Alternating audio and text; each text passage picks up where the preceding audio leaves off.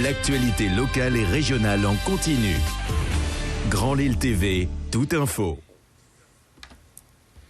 Mardi 10 mai, bonjour à toutes et à tous et bienvenue sur Grand Lille TV, votre chaîne d'information en continu du Grand Lille.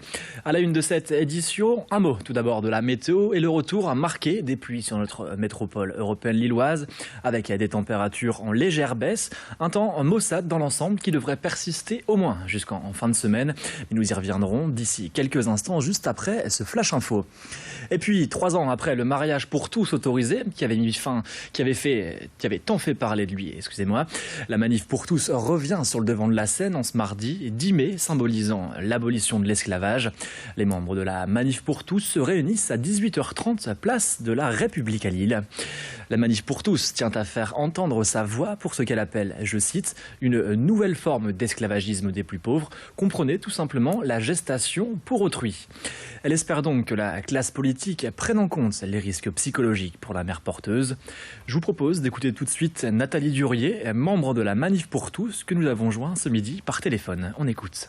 On arrive dans une période d'élection, vous le savez comme moi, il y a des primaires qui auront lieu dans 6 mois, il y a dans 1 an, même pas, je pense, ou tout juste, des élections présidentielles et surtout législatives. Je pense que les Français ont un bulletin de vote, qu'ils peuvent agir, et je pense que du coup les politiques vont être obligés. C'est trop grave. Le plus pauvre est à respecter. Le plus petit des nôtres, c'est-à-dire l'enfant, est à respecter. Ne créons pas de blessures psychologiques supplémentaires. C'est pas possible. Et puis, 1 an après l'arrivée de la droite au Conseil départemental du Nord, le PS tire un premier bilan. Et le moins que l'on puisse dire, c'est qu'il est mitigé pour le Parti socialiste. L'objet de la discorde, la série de mesures prises par Jean-René Lecerf pour faire une économie de 100 millions d'euros, augmentation de la taxe foncière, diminution des subventions aux EHPAD ou encore fin de la gratuité des transports scolaires. Toutes ces mesures ne sont pas bien accueillies par le PS qui estime que ce sont de mauvais choix.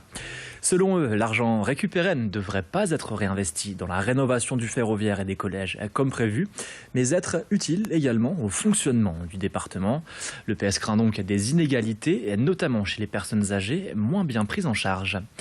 On écoute tout de suite Didier Magnier, l'ancien président du conseil départemental qu'a rencontré pour nous Céline Huret. Il y a des choix qui sont faits, notamment en termes de fiscalité. Nous avions fait le choix, à partir de 2009, de ne pas augmenter la fiscalité. Aujourd'hui, bien qu'ayant fait campagne sur le thème de ne pas augmenter les impôts, il matraque en faisant plus de 25% d'impôts et en plus en ciblant ces impôts uniquement sur les investissements. Alors que nous-mêmes, nous étions pour le maintien au niveau des investissements. Simplement, nous avions fait le choix, plutôt que de l'impôt, celui de l'emprunt, pour qu'il n'y ait pas de double peine pour les nordistes. Et sachant enfin que Didier Magnier souhaiterait que le conseil départemental soit composé autant d'élus de gauche que de droite, comme c'était le cas il y a plusieurs années en arrière, en 1998. On enchaîne et on passe à l'emploi à présent et la 3e édition ce mardi du salon Jeunes d'Avenir au stade Pierre-Mauroy. 22 000 offres d'emploi, 80 partenaires de la région et de la MEL pour plus de 7 000 jeunes attendus. Xavier Bertrand et Jean-René Lecerf avaient d'ailleurs fait le déplacement. L'objectif, clairement, proposer emploi, formation ou encore reconversion aux 16-25 ans. Le seul prérequis, être toutefois titulaire d'un baccalauréat. Et sur le salon, des espaces personnalisés avec bar à CV, atelier théâtre, relooking également. Et puis en parlant de CV, le CV vidéo fait de plus en plus d'émules. Apparu il y a une dizaine d'années, il se démocratise et s'invite sur des plateformes de mise en relation entre professionnels. Idil Gunay a rencontré Jérôme Michalak, le créateur de Mon CV vidéo, qui nous en dit plus. Dans un premier temps, le candidat, le participant, reçoit la préparation du pitch, du discours qui sera utilisé pour le CV en vidéo, à réaliser à la maison tranquillement. Une fois que le texte est à peu près OK, on va passer en tournage. Et là, c'est vraiment la phase de coaching devant la caméra qui se passe sur la gestuelle, l'intonation, l'élocution. Et 1 semaine, 10 jours après le tournage, le candidat reçoit un lien qui lui permet de candidater sur tous les canaux de recrutement. Donc sur son mail de candidature, par un simple lien, découvrez-moi en cliquant sur mon CV vidéo, sur le CV où on va insérer le logo qui contient le lien de redirection, sur un LinkedIn, un Viadeo, sur les plateformes d'emploi, sur un CV web, un portfolio. Ça fonctionne vraiment sur tous les canaux de recrutement. Et à noter la présence sur ce salon de Keolis, qui travaille en collaboration avec Transpol, une société qui emploie chaque année près d'une centaine de personnes dans la métropole lilloise.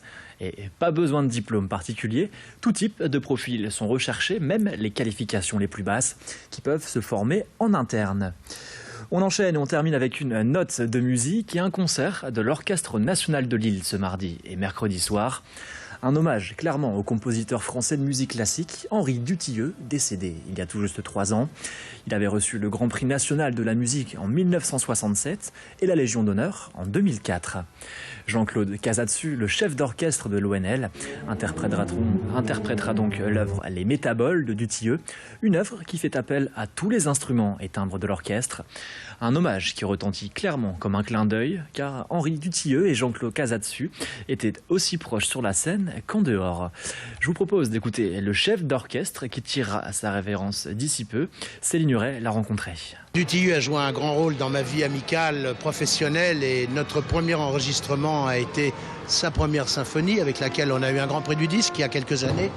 Et puis cette œuvre, Les Métaboles, dont j'ai entendu la création en 65 sous la direction de Georges Sell, m'a complètement séduit et évidemment a fait rentrer Dutilleux dans une ère très contemporaine qui fait appel à tous les timbres de l'orchestre, qui fait appel dans cette œuvre qui s'appelle Métabole, c'est-à-dire en grec métabolé, changement. C'est l'évolution d'une chenille en chrysalide. Sa chrysalide, elle sort de sa chrysalide, elle devient papillon. Et c'est la fin de cette édition. Merci d'avoir été avec nous. Tout de suite, la météo et l'infotrafic. Belle fin de journée.